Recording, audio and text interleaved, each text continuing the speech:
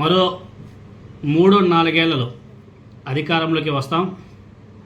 తమ పార్టీ వాళ్ళని వేధించే తెలుగుదేశం పార్టీ నాయకులు అలాగే కొందరు పోలీస్ అధికారులకు సినిమా కూడా చూపిస్తామని చెప్పేసి ఈరోజు మళ్ళీ జగన్మోహన్ రెడ్డి గారు తీవ్రమైనటువంటి హెచ్చరిక కూడా చేశాడు.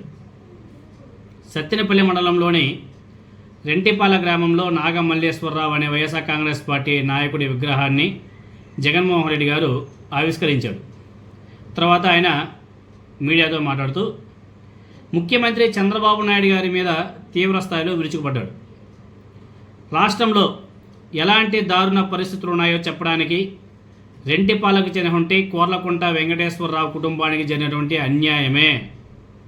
పోలీసుల వేధింపులతో వెంకటేశ్వరరావు కుమారుడు నాగమల్లేశ్వరరావు ఆత్మహత్య చేసుకున్నాడని చెప్పేసి జగన్మోహన్ రెడ్డి గారు ఒకంత ఆవేదన కూడా వ్యక్తం చేశాడు.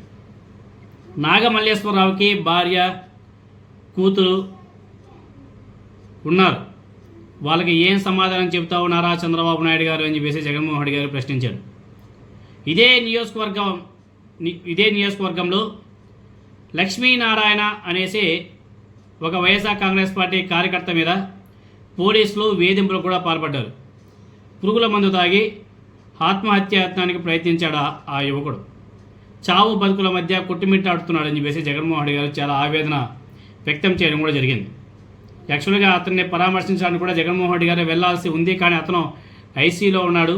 అందుకని చెప్పేసి డాక్టర్లు జగన్మోహన్ రెడ్డి గారికి పర్మిషన్ ఇవ్వలేదు. సో ఆ కారణం వల్ల జగన్మోహన్ రెడ్డి గారు అక్కడికి వెళ్ళి పరామర్శించలేక సైలెంట్గా ఉన్నాడు. అదేవిధంగా జగన్మోహన్ రెడ్డి గారు ఆ ప్రెస్ మీట్లో మాట్లాడుతూ కమ్మ పుట్టుక పుట్టి వైఎస్ఆర్ కాంగ్రెస్ పార్టీలో ఎందుకున్నావని చెప్పేసి ఒక డిఎస్పీ పోలీస్ అధికారి హనుమంతరావు కుల ఉన్మాది తిట్టను తట్టుకోలేక అతను ఆత్మహత్యాయత్నం కూడా చేశాడని చెప్పేసి జగన్మోహన్ రెడ్డి గారు బాధపడడం జరిగింది. ఏం కమ్మ కులస్తులు ఏమైనా సరే చంద్రబాబు నాయుడు గారికి ఊడిగం చేయడానికి పుట్టారా అని చెప్పేసి కూడా జగన్మోహన్ రెడ్డి గారు ప్రశ్నించాడు. కమ్మ కులస్తులు వైఎస్ఆర్ కాంగ్రెస్ పార్టీలో ఉండకూడదా? కేవలం కమ్మ కులస్తులు అనే కారణంతోనే వైఎస్ఆర్ కాంగ్రెస్ పార్టీకి చెందినటువంటి కొడాలి నాని గారు, వల్లభనేని వంశీ గారు, దేవినేని అవినాష్ గారు, అబ్బయ్య చౌదరి, నంబూరి శంకర్రావు, బ్రహ్మనాయుడు, తలసిల రఘురాం, వీళ్ళే కాకుండా వైఎస్ఆర్ కాంగ్రెస్ పార్టీలో ఉన్నటువంటి కమ్మ నేతలందరినీ కూడా కేసులతో వేధిస్తున్నారని చెప్పేసి జగన్మోహన్ రెడ్డి గారు ఆరోపించారు. అయ్యా చంద్రబాబు నాయుడు గారు, ఎల్లకాలం మీరు అధికారంలో ఉండరు. అదేవిధంగా అయ్యా పోలీసు అధికారులు, ఎల్లకాలం చంద్రబాబు నాయుడు గారే పాలనలో ఉండరు. గుర్తుంచుకోండి. కొందరు పోలీసు అధికారులు నిబంధనలను అతిక్రమించి వైఎస్ఆర్ కాంగ్రెస్ పార్టీ వాళ్ళని వేధిస్తున్నారు. వైఎస్ఆర్ కాంగ్రెస్ పార్టీ కార్యకర్తలు, నాయకుల్ని వేధించే వాళ్ళంతా ఒకటే గుర్తుపెట్టుకోవాలని చెప్పేసి జగన్మోహన్ రెడ్డి గారు హెచ్చరించాడు. మరో 3-4 ఏళ్లలో వైఎస్ఆర్ కాంగ్రెస్ పార్టీ అధికారంలోకి వస్తుంది.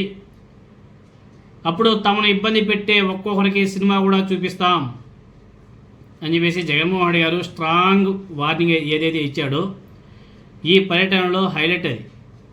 జగన్మోహన్ రెడ్డి గారి హెచ్చరిక మీద తెలుగుదేశం పార్టీ స్పందన ఏ విధంగా ఉంటుందో చూడాలా.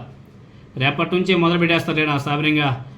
మొదట సోషల్ మీడియాలో స్టార్ట్ చేస్తారు, నెమ్మదిగా టీడీపీ యూట్యూబ్ ఛానల్లో మొదలుపెట్టి నెమ్మదిగా ఎల్లో మీడియాలోకి వెళ్ళి అక్కడ డిబేట్లు స్టార్ట్ చేసి తర్వాత నెమ్మదిగా నెక్స్ట్ డే ఆ కరపత్రికలంతా కూడా పెద్ద పెద్ద వార్తలు వచ్చేస్తాయి. రేపటి నుంచే స్టార్ట్ చేస్తారులే జగన్మోహన్ రెడ్డి గారి మీద అది జగన్ ఇది జగన్ అది. అమ్మో నా సామరంగి మధ్యలో ఇంకా షర్మిల, మురుసుపల్లి షర్మిల కూడా వచ్చేస్తుంది. ఈరోజు కూడా వచ్చింది, కానీ ఆమె మాట్లాడిన మాటలో ఇంకా అంత హైలైట్ కాలే. వస్తారు ఇంకా వర్ష పెట్టి ఇంకా నా సామరంగి అట్లే ఎరగదీస్తారు. ఇంకా ఇంకొక ట్విస్ట్ ఏమంటే ఇక్కడ రేపు జగన్మోహన్ రెడ్డి గారు ప్రెస్ మీట్ అంట. అయిపోయా